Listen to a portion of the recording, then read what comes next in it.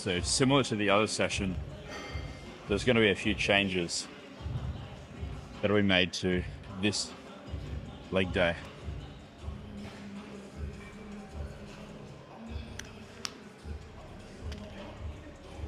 First one being the rep range for calves. So the other day in the week it's 6 to 12, but today I'm going to change it to 10 to 15. No other reason aside from the fact that 10 to 15 reps feels good. I just like the feeling of it. There's no advantage over 6 to 12 reps. I mean, aside from potentially accumulating less fatigue, but it's going to be so negligible that it doesn't really matter, because doing calf raises, it's not a very fatiguing exercise.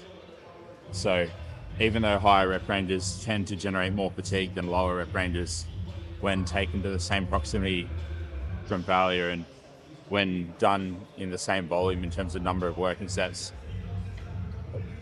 the discrepancy is going to be so small because you don't really accumulate much fatigue regardless of the rep range. So purely just a feeling.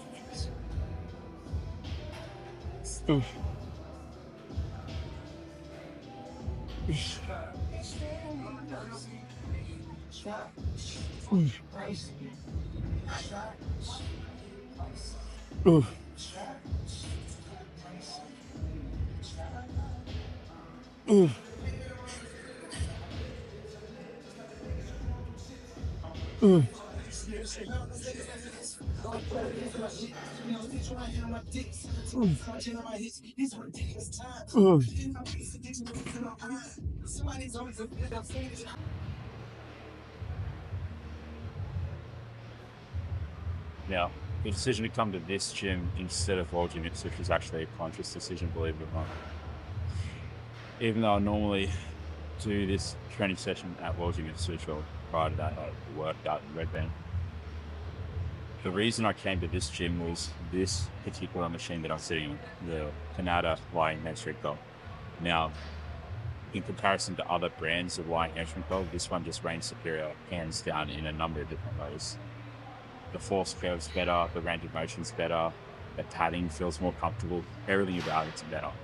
So I might even consider doing this session permanently at Wilton Springfield, especially after the couple of changes and tweaks that I've made to this session as of today moving forward. The first one, of course, being the change in rep range to the half exercise at the start of the session. But this is just a fantastic piece of equipment. And me, somebody who has quite hypermobile hips and has quite a large range of motion when it comes to my hamstrings or glutes, but I need a big range of motion to actually effectively target them. If I use the hamstring for one hamstring curl, it literally just feels like I'm doing partial reps. So I'm not a big fan of it. I'll use it if there's nothing else available, but it's kind of like a last resort piece of equipment. So I love this machine. The 3 sets of this, 8 to 12 reps. I think I'm at the second last plate on the stack, so it's not a very heavy stack, to be fair. It could be a heavier machine. They should probably consider making it heavier next time they revise the machine and the design, but it's still a fantastic piece of equipment. And I mean, if I use my gym pin, I'm sure I can load up more weight. Whether or not my gym pin fits this machine, it's another question, because some machines have an 8 mil hole, other machines have a 10 mil hole. And I believe I've got the 10 mil gym pin. I need the 8 mil gym pin as well. So yeah, you also notice that I'll be doing slower eccentrics on the lying hamstring curl here. Now that's not for any hypertrophy advantage. You don't build more muscle doing slow negatives or any bullshit like that. It's simply just so I have more control over the change in velocity. So the change in the direction of the load at the end of the eccentric before concentric begins, where you have that myotatic stretch reflex. I basically just want to have more control going into that so I can reverse the direction of the weight in an easier manner. And I find it definitely does help minimize or at least reduce the likelihood of injuring yourself in that change in velocity. If you're really just driving into it and bouncing into it, a lot of force on the way down, you can potentially run into some issues. So that's why I'm doing it. But yeah, already done one set, so this will be the second set. Get Chevelle back on.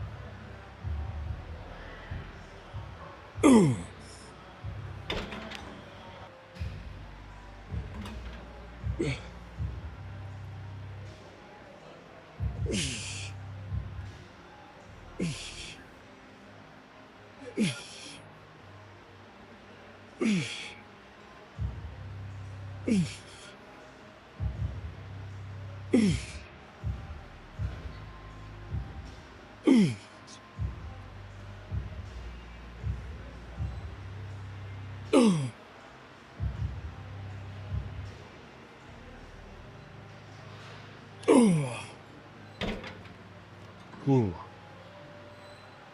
That felt good.